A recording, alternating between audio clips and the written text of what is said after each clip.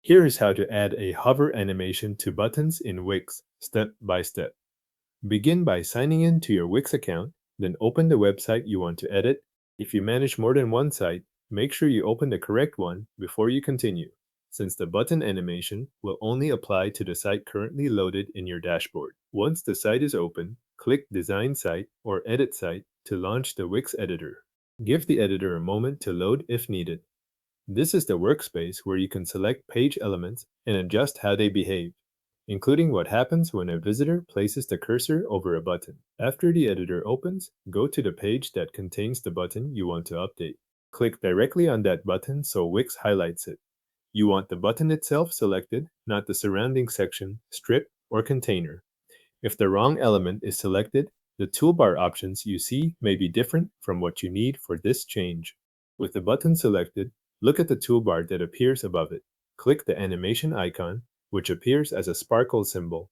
This opens the animation settings for the selected button.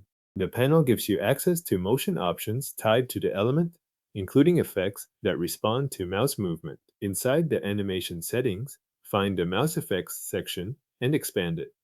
This area contains the hover-related options for the button. Hover animations are triggered when someone moves a cursor over the button, so this is the section that controls that behavior. Now choose the hover animation you want to use. Wix may show options such as grow, shrink, tilt, track, blob, resize, swivel, or other available effects. Click one of the options to apply it to the selected button. As you move through the available effects, focus on how much motion you want on hover and select the one that matches the style of that button on the page. After selecting the effect, click Preview to test it. When the preview mode opens, move your cursor over the button and watch the animation play. This is where you confirm that the effect appears on hover and that it behaves the way you expect.